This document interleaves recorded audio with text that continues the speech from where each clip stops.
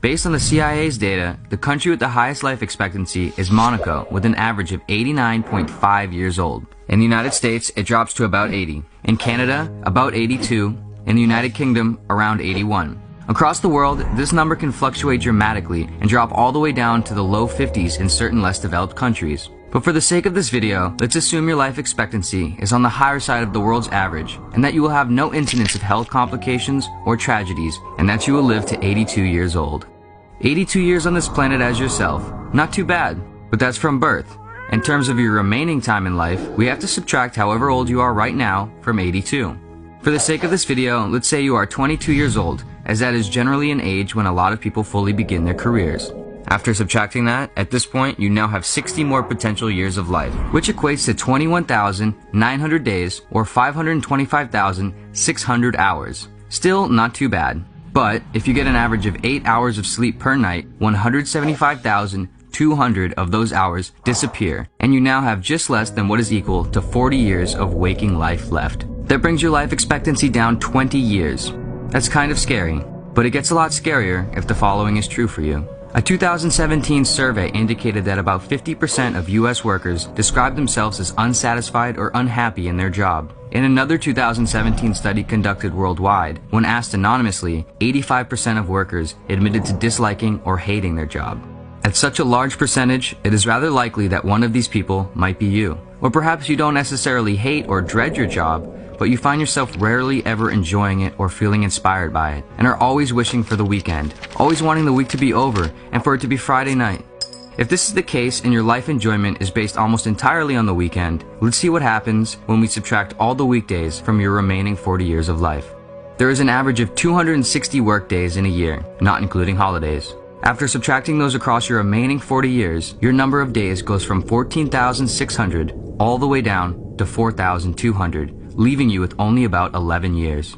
But if you figure you retire at an average age of around 63, you might say that you should get some of those days back. But if you also figure that in the US, the chance of having a disability or mental impairment is 68% for people over the age of 65, then this age isn't exactly a time of your life to hold out for and claim as years filled with happiness and enjoyment.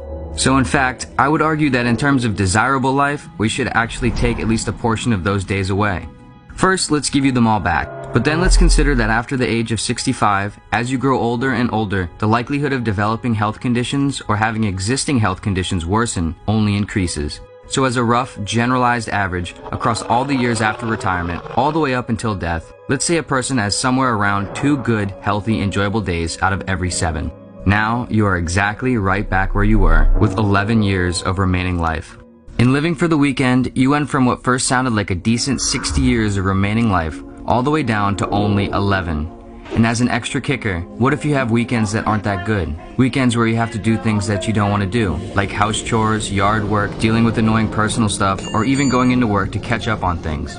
That's at least another year or more off of your remaining life.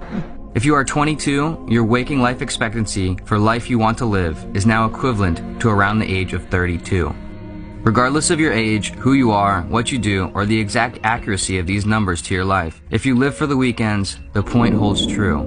The idea that anyone would accept to live a life where this amount of it is wished away, where such a huge quantity of time is spent not wanting that time to happen, where such a small percentage is spent enjoying it and living in the moment.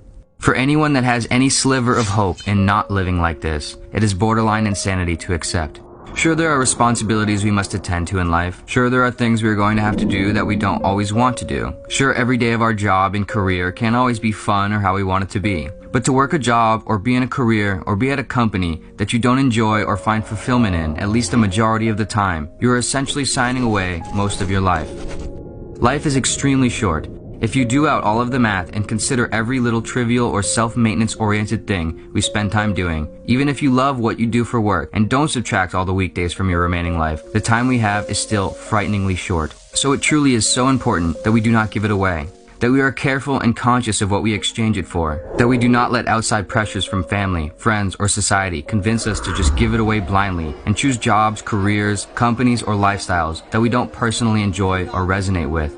That we don't become easily distracted or persuaded by short-term glitz and glamour that we know we don't really need, and that we try our best to avoid accepting anything less or making big mistakes that force us to have to.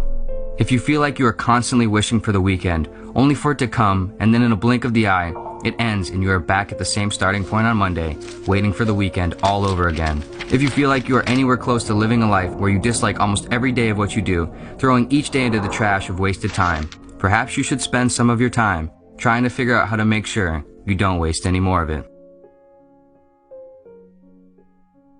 Thank you for watching. If you found enjoyment and value in this video, please give it a thumbs up, share your thoughts in the comments below, and if you are not already, be sure to subscribe to our channel. We are constantly coming out with new videos to help you experience life with clarity and wonder.